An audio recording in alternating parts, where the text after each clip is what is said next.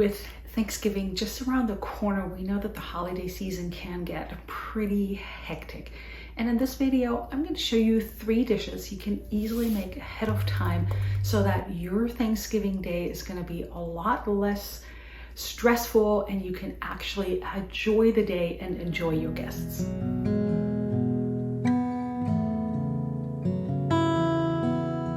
For my first recipe, I like to add orange peel, so I'm washing the orange and I have a copper scrub pad that I'm just gently scrubbing the orange with, and then I'm grating the orange peel directly onto my cutting board, and I need about a tablespoon. So this is my orange cranberry sauce. I will leave a link in the description box for the recipe, and if you're not making your own cranberry sauce, I think you're really missing out because it is so easy to make. It is so inexpensive, and it is so much better than anything you can buy in the store. You can also adjust the amount of sugar you need. I'm going here with a 3/4 cup of sugar for my recipe, but it always depends on the tartness of your cranberries and your personal taste. And then I'm adding my orange peel here because that really brings out the flavor of the cranberries. And then all you need to do is simply bring this to a boil with some water. I basically covered the cranberries just barely with water. And here you can see that most of the cranberries have already popped. That is the goal. And you don't need to add any pectin because they have so much. And obviously, when I tasted my cranberry sauce, I thought it wasn't quite sweet enough, so I added just a little bit more sugar as I went. And then I'm pouring it into a mason jar with a funnel. This gives me almost a quart, and since we're hosting Thanksgiving for a few people, I thought, well, we can never have enough cranberry sauce, so here it is, and I'm adding my lid to it while it's still hot, so it should be shelf stable and shouldn't need to be refrigerated.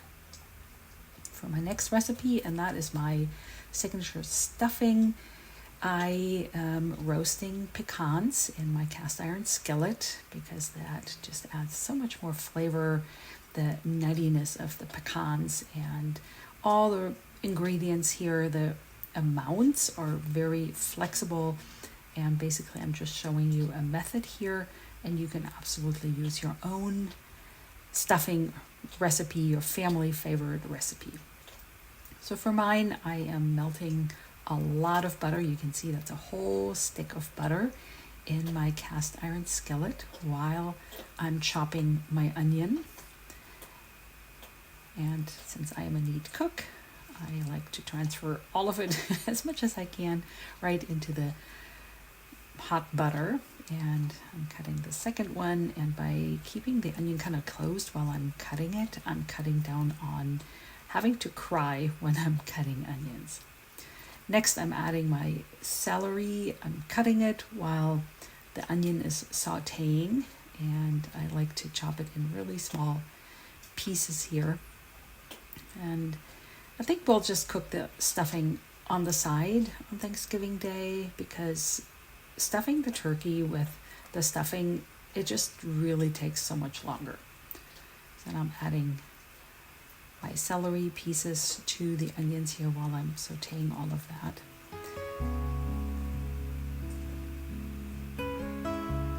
And again, feel free to use your own recipe here. This is really more a method than a particular recipe.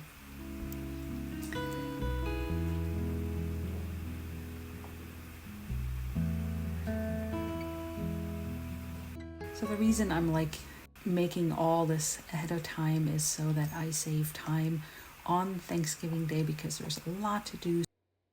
In my garden here, I'm picking rosemary and sage, and I know my sage looks a little bit sad. I'm not quite sure why that is, so I'm probably not going to pick as much sage as I would like for this recipe. And I'm chopping my herbs here herbs make the stuffing so much better and add so much depth and that fall flavor to the stuffing. The sage, and then I'm getting the rosemary needles off of the stem, and I really want to only use the young tender ones, not the thicker ones. And I feel like we have such a big rosemary plant that I can afford to waste some of the rosemary needles, but again, I'm also chopping them and adding them directly to my stuffing mix. Give this another stir.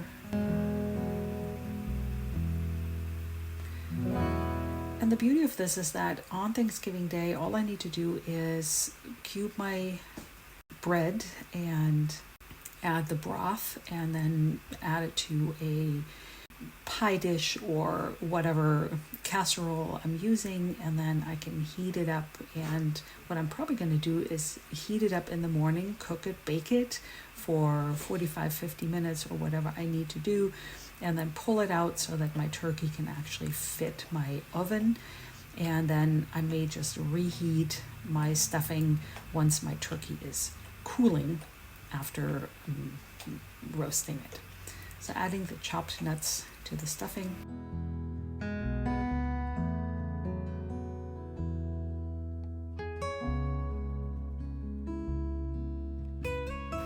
Mixing them under.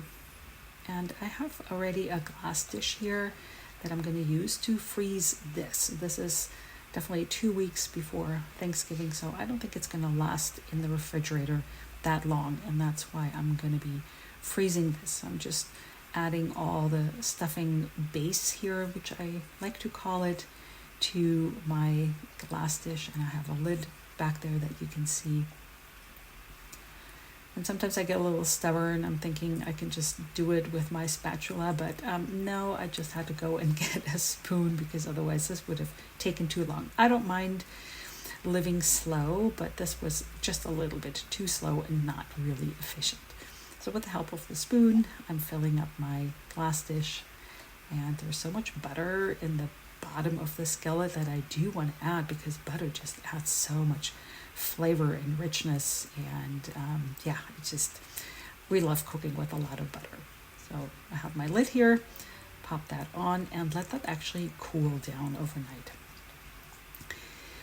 One of my favorite cookbooks is this Pumpkin Cookbook. That's a little bit harder to find, but I was able to find it, and I will leave a link in the description box. Over the years, I have added my own recipes that I have loved and found that were not in this Pumpkin Cookbook. And for my pumpkin swirl cheesecake, I am making the crumb crust, the graham cracker crust, by using a potato masher. And I realize I should really wear an apron because you never know, something splatters, and the apron is a good way to protect my clothes from getting stains on them. Especially since I just told you that we love cooking with so much butter, and stuff happens. All right, ready to go. And interestingly enough, we need a little bit of sugar, even though the graham crackers are sweet. And I don't think I'm going to use as much sugar as the recipe says. The recipe calls for 1/3 cup of granulated sugar, which is a little bit too much. But again, here we go with butter. I'm mixing all that together for my graham cracker crust. Of course, I could buy that in a store, but I always think that homemade is so much better. And with a little bit of planning, I find that I can easily fit that into my day and into my Thanksgiving meal. I line my springform pan with some parchment paper. Always makes it so much easier to remove my pies, and add the graham crackers mixture to that.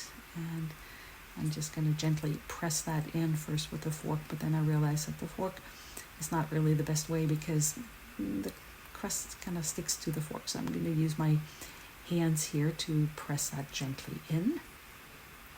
And when that's done, I'm going to set that aside and actually make the cheesecake filling. Back to my recipe. what do I need? I need 3 8-ounce packages of cream cheese that I had already brought out to room temperature. And I'm getting my hand mixer. I always find it easier to use my hand mixer than, let's say, my KitchenAid that you can see in the background, because I feel better for what I need to do, and it's just as easy and a little less cleanup. I'll use the KitchenAid for bread making and other recipes. Since I don't have any fingernails, for some reason I'm just really fighting with opening the package here. I can't really have long fingernails with all that I'm doing every day, homemaking and cleaning and, out at the horse barn and whatever. So I like to keep my fingernails short, and then sometimes I struggle. So I'm adding my cream cheese to my bowl here. 3 packages, but we're not worried about calories here for Thanksgiving. That's not the time of year to do that. And also, we don't need to eat a lot. And it's amazing when I watch myself do this, what I'm doing here, scraping the paper, because that's what my mom always did. I'm actually looking outside because while I was recording this, we had major tree work going on outside, and they had boarded up my kitchen window so that nothing would fly in there as they brought up their stump grinder. And then it was kind of dark, but the show must go on, and I needed to record this video. So it was a little dark, and now it's getting a little brighter, and this is what's going on. I'll give this a quick whirl with my hand mixer to beat the cream cheese and make it really soft and creamy.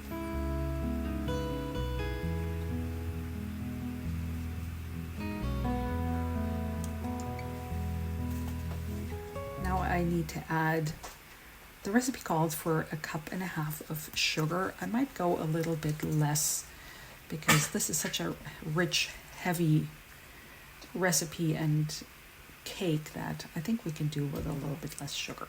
Again, mixing the sugar in with the cream cheese, that really helps bring the sugar in to the same consistency here. This recipe also calls for 3 tablespoons of all-purpose flour to probably give this a little bit more, stand-up ability. I just made that word up. And my homemade vanilla extract, 2 teaspoons of that.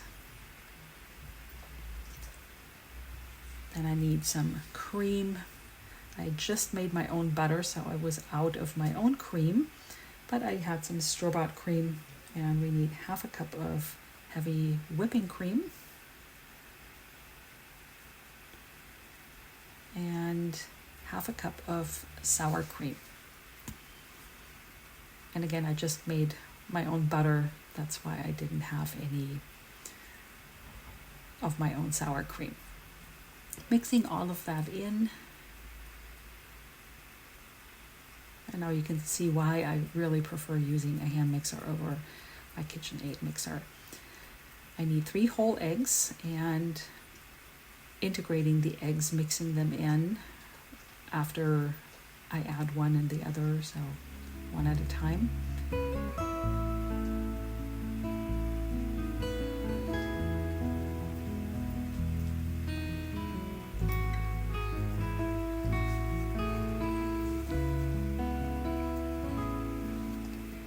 Now, because this is a pumpkin swirl cheesecake, we are adding 1/2 of the cheesecake mixture to the pie crust here, and then I'm kind of spreading it. It looks a little bit runnier than I thought it would be, but that's okay. I'm not worried about it. I know that it tastes fantastic. I typically only make this once a year. My memory doesn't go that long to remember what I exactly did last year, how that may have been different, but I'm just going to follow the recipe and think it will be okay. To the other half, let's go back to the recipe.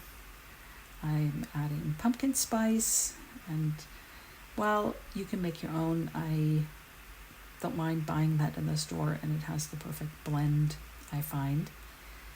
And while this is officially called a pumpkin swirl cake, this is actually steamed and blended butternut squash puree that I'm adding to the mixture here. I find that butternut squash has a better flavor than pumpkin. Pumpkin can be a little watery.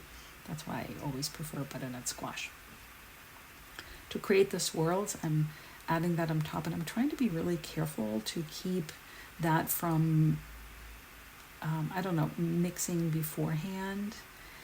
And this one, you can see that there is a variation in color between the plain cheesecake mixture and the pumpkin or butternut squash mixture. But I'm hoping that it will turn out fine and that you can actually see the swirls once we're gonna serve it. And with a fork, I'm just twirling it a little bit to combine the two different mixtures to create that swirl effect. This recipe calls for a water bath, which is not my favorite thing to do, because then you need to add all this aluminum foil to protect the spring form so that no water comes in and creates a watery effect in the pumpkin pie, or the cheesecake, which wouldn't be great. So there's a lot of aluminum foil that I need to use for this recipe, which is not my favorite thing, but I just followed the recipe to a T here and create a shield for the water before I bake it.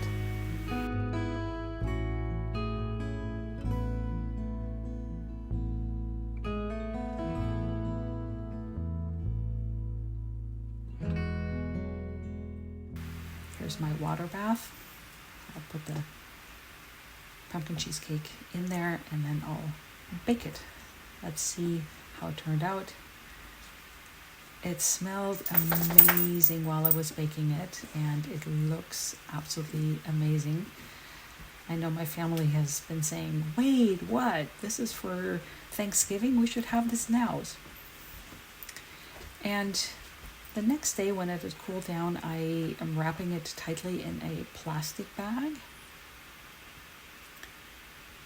to keep it from drying out. And this plastic bag happens to be the perfect size for it. My Thanksgiving stuffing base, and I will take that and put that into the freezer in our garage with labeling on it. That's always helpful so everybody knows what it is. I'm not always good about labeling things, but I'm also labeling my cranberry sauce just in case. I mean, it seems pretty obvious that it's cranberry sauce, but who knows?